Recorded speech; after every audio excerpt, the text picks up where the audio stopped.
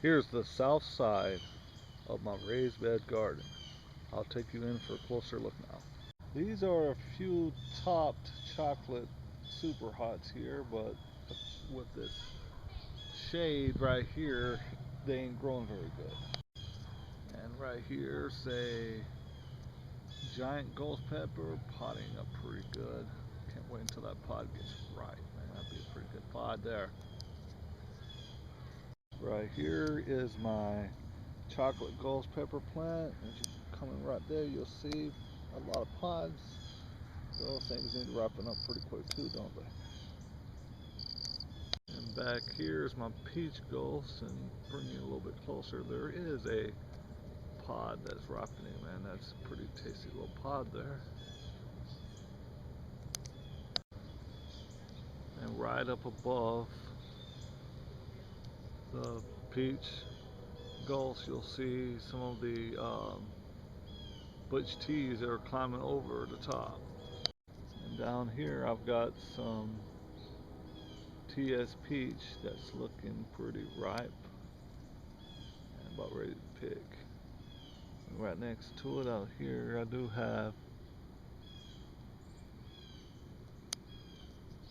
right out here, I do have some purple jalapenos I just planted in the holes of the brick there. There's a side shot looking at the brain strain red. This is one that's not ripe yet. I've already picked a ripe one off.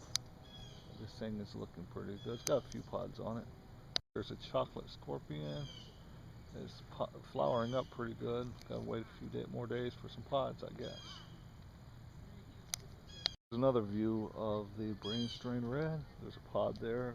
Down here, we'll see another pod up under here growing. And over here is the butch tea. This thing is getting pretty loaded with pods, man. I just can't wait to see this thing pot up. Down here is the first one that I've seen on this plant, and then they just start popping everywhere up there. Those things are pretty cool. And over here is the original Trinidad scorpion. That see the leaves don't look very good on it, but it's still potting up some. So it has a few pods on it. So I don't know. I've tried putting calcium and Epsom salt, but it hasn't worked. But it's still making fruit. I don't know what's up. And here is the naga, the purple naga. Its leaves are doing sort of like the original Trinidad scorpion did on top. But if you look on down here, it's got pods and good leaves everywhere. So I don't know what to think about that. And then right there in the middle between these two is a purple ghost, and it's only got a few pods on it. And it's even hard to tell which is purple ghost and what is purple naga. Here is my habaneros out in the raised bed. It's got a few pods on it here and there, but it's not too loaded with pods. Well, I'm happy with it. To the in-ground garden, here are my sweet banana and hot banana peppers. They're loaded with pods. I'm letting them get ripe before I pick them. Here are my purple jalapenos. They're not real bushy, but they got plenty of pods on these little bushes. My row not sweet, but bell peppers. I topped all of them except for the two middle ones, and they're flowering up pretty good. I've got some pods on some of them. This is the first time I was able to grow good bell peppers. And right next to it here, we've got the sweet TS. I see a few flowers on here, no pods yet, and they're doing pretty good. And these last two rows here, planted pretty close, are my habanero rolls in the in-ground garden, and the top ones over here are doing great, man. Look how bushy they're getting. That Praxis topping method is doing pretty good. Thank you, Ray. In my near the fence pepper garden, it looks, if you look, I have neglected this area. But over here I'll have a jalapeno that was mixed with a sweet banana pepper. The mother was jalapeno, I guess the father was sweet banana pepper. And over here, let me take you closer. And over here I have a jalapeno that was mixed with a cayenne. It's long like a cayenne, but it's fat like a jalapeno. See a little red in there, that's my jalapenos ripening a little bit. And here is another cross. This is the jalapeno crossed with a hot banana pepper. You can tell the difference on the crown. And here's a pepper plant, or pepper plants that came from some seeds that were labeled Black Pearl.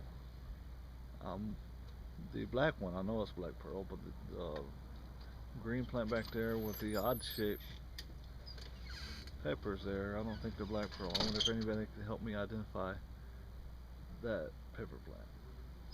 Here's a few TS Sweets I have in this bucket here. Don't seem like they're doing very well. And we move on over. We got the red ghost pepper. It's starting to flower just a tad bit here. Maybe we'll get some pods on it pretty soon.